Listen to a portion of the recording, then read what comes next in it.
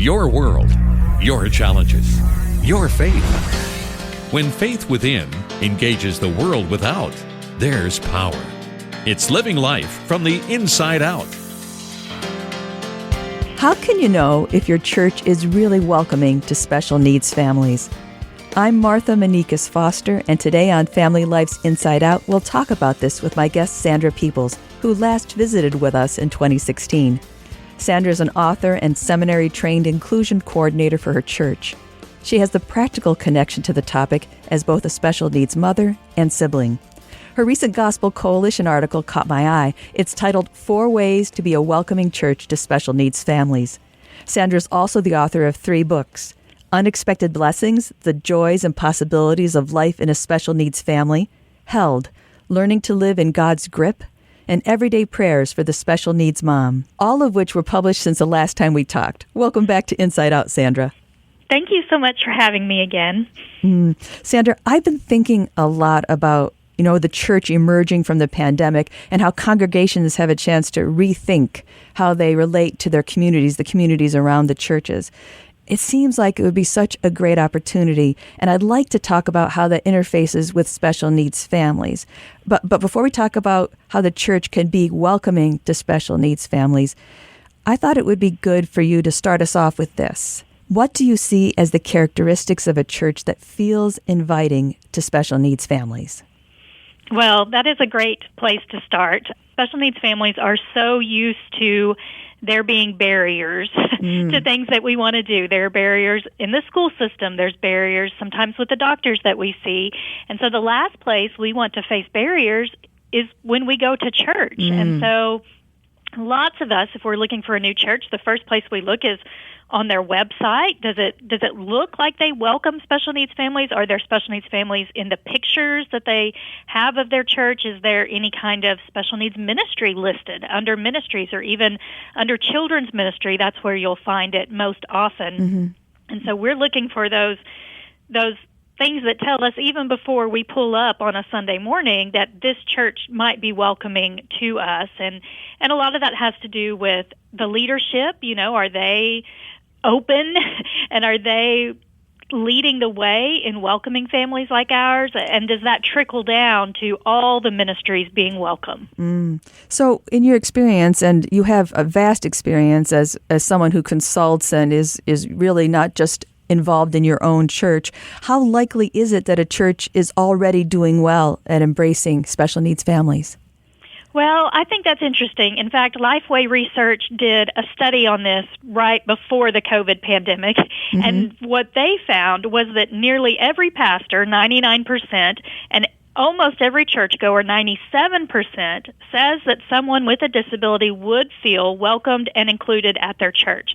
Now, what's interesting is when I talk to families, you're not finding 99% of families who agree with that stat. And so there's a disconnect there between what pastors believe to be true about their church and what families are actually experiencing. And so part of that is just the wide variety of disabilities. So if you ask a pastor, would a person with a disability be welcome at my church? And they think, well, yeah, we have a ramp that could get somebody in a wheelchair through the front door, so we are welcoming or we are accommodating.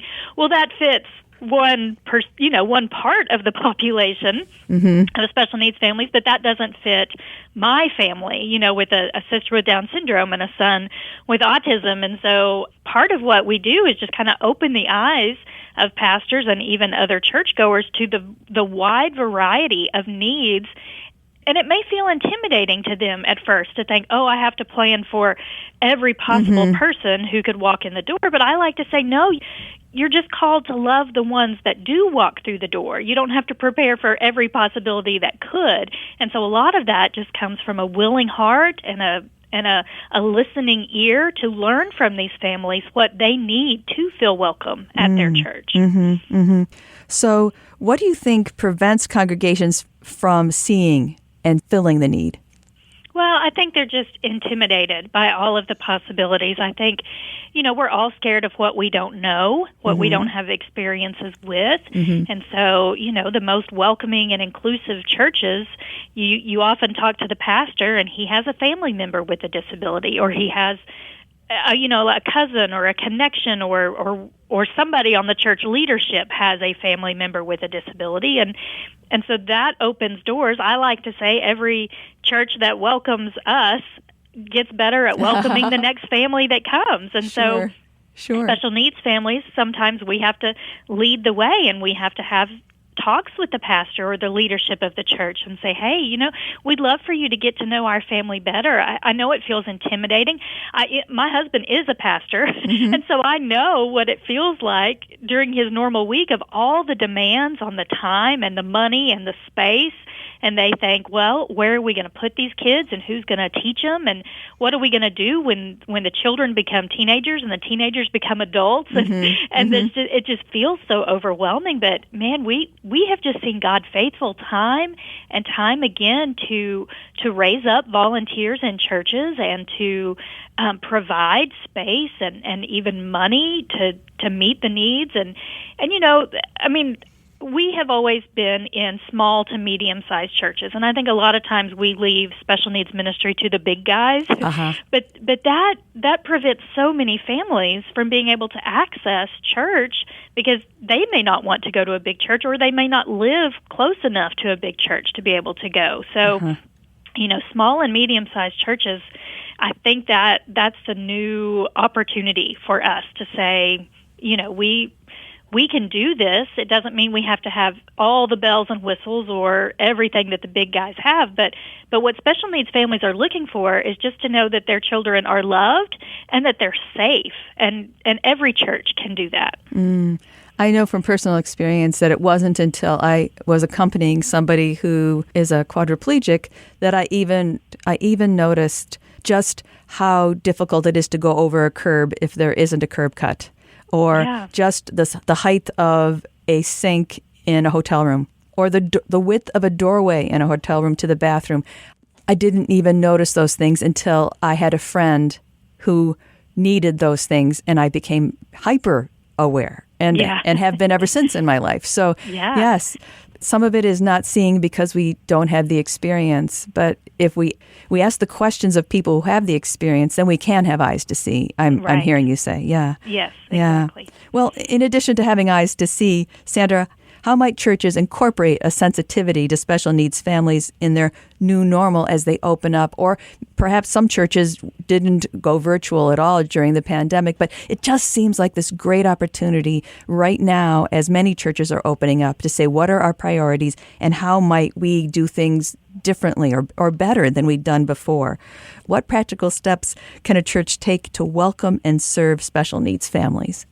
Well, I do agree with you that this is an amazing opportunity. I mean, the COVID season opened people's eyes to isolation and what special needs families and adults with disabilities experience when they are isolated. And so most of us didn't have access to our church, and so we have more empathy now for families that don't have access to a church on any Sunday because of the limitations on where they can go and what they can do and where they feel comfortable. And so I'm praying that pastors and church leadership will remember what that felt like, and they will want to remove barriers so that other families don't continue to feel that way. And a lot of it is just asking questions and being open. There are lots of adult advocates, those are adults with disabilities, who are paving the way, and you say, man, you know what do we need to do to help you feel more welcome, or what steps can we take? Like for us, our son James is 13, and so when he goes into the worship service, the sounds are a little overwhelming to him, and the lights are a little overwhelming. And so we use the very simple help of noise-reducing headphones, and we have those available if anybody needs them, and it just kind of lowers the volume. He can still hear, but it kind of muffles it, so it's not overwhelming to him. And so, if you're still printing bulletins, doing those in large print for people who have vision issues, and you just kind of look around your church and you say, who do we have that we could ask questions of that would make them feel more comfortable. And then once those families feel more comfortable, they'll invite their friends. And it just, like, I feel like special needs families are missionaries. We have this mission field of other families like ours. And once we know a church welcomes us and makes accommodations for us, then we'll invite everybody we know, because we're all looking for connection and community and the gospel, even if we don't know that the gospel's what's missing from our lives. It truly is. And, you know, I've just seen that again and again, where we just say, okay, let's meet the needs of the families we have, and then let's keep reaching more and more families. And if a church currently doesn't have any families with special needs, how would they start? Well, they would probably start with what is most wide in their community. So like an autism family is 8 times less likely to attend church than a typical family. And we know autism numbers are really high, and so that may be a place to start. And so like at our church, we have a sensory-friendly room, and so we have like a ball pit and a trampoline, and so we post that on our Facebook page, and we say, hey, you know, we have these accommodations, and we love special needs families, and here's what we would do if you came. You know, take all the mystery out of it, take the fear out of it, show people what it would be like to come to your church and what you would do to meet their needs. And most churches, if you start asking around, you have people who attend who are special education teachers or therapists or family members. And they have these gifts and these talents and abilities that God has given them, and they don't know that they could use those at church, right? Not everybody even thinks, man, what I do for my day job could really bless some families on a Sunday morning. And so you equip the people who have the skills and abilities, and then you bring in more who just have the passion for it and the love for it, and you build that support system, and then pray for those families to come in. And we do a lot of outreach in our community. Like, we do sensory-friendly movies that we invite our community to. We do respite nights, and so we communicate through the school system. We say, okay, that, you know, like 4 or 5 times a year, we have a couple of hours at the church, and you can bring your kids with disabilities and their typical siblings, and we have trained staff that will hang out with them and help them have a good time for like 3 hours, so that mom or dad or whoever the caregivers are can have a break, go to Walmart, go out to dinner, go do whatever they don't normally get to do because of the responsibilities of caregiving. And so there's lots of opportunities for community outreach through this ministry as well. We all do long for community, and from what you're saying and what you've written, certainly it seems like it would be God's hand in it if churches could make it possible for that kind of community for people who are yearning for it because of the special needs in their families. Yeah, I think so. I mean, it's like when Jesus says the harvest is plentiful, and we just look out at our communities and we can see that there's so many people hurting and so many people who just don't have access or don't think that they have access to what churches provide, the gospel, community, encouragement. And families like mine, we bless the churches that we attend, too. Like, we live out what it means to suffer, and some of us long suffering, and still have faith and still be able to grow. And so the special needs families at our church are the first ones I look to when I need encouragement, or I just need to remind myself, man, God is faithful, and I can see that in the lives of these families around me. And so, I mean, as much as we're talking about how churches can open their doors and bless families, I feel like families can turn around and bless the churches that they attend just as much as they are being blessed. Oh, what a beautiful message and a truth. Thank you for what you write and for the work that you do, and for joining me here on Inside Out, Sandra. Oh, sure. I always appreciate the opportunity. I've been talking with author Sandra Peoples, Special Needs Coordinator at her Houston area church and ministry consultant to the Southern Baptists of Texas Convention.